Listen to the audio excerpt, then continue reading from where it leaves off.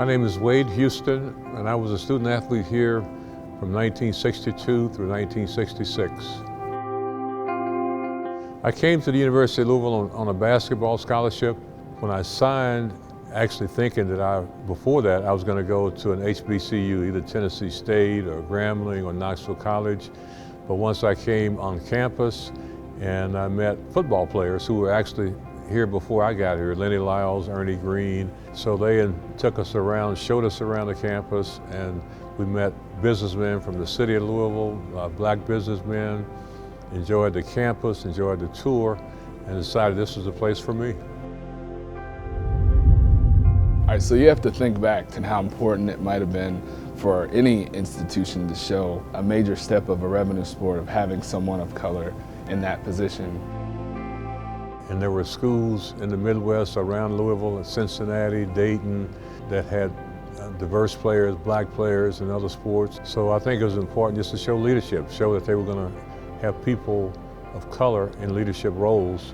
And being an assistant coach meant that we could recruit any race, anybody that was worthy of attending here, and they would have someone on staff like myself who would be a mentor and could help them when they came to the university.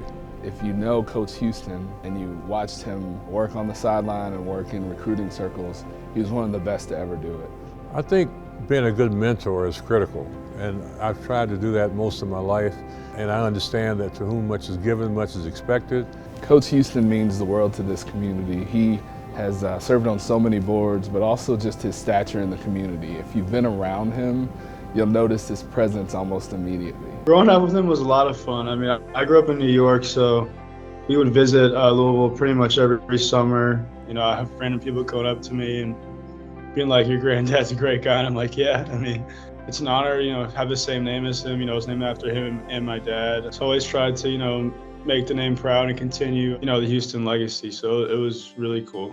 I think that just coming back and being active in the community is critical.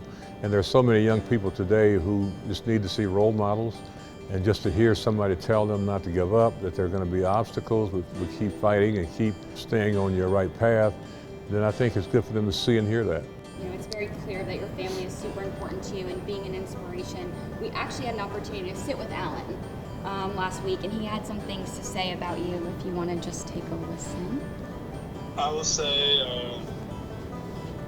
you know, my grandfather he's just a great man. I mean, you always hear good things about him. He's always giving back to his community, very well respected. I'm honored to, you know, share the same name as him and then be able to go to the same school where he was such a staple at, and it's really cool to be his grandson. So. Good. What do you think about that? Great, that's great. And I was just hoping that he'd have a good experience, and he had a chance to go to other schools, other universities to get his master's. But I knew in the back of my mind that he liked it here, and because he's been here around the family, he's been here around the university, around the city, and his cousins are all supportive, and we're supportive, and to have another Houston play sports at the University of Louisville is great.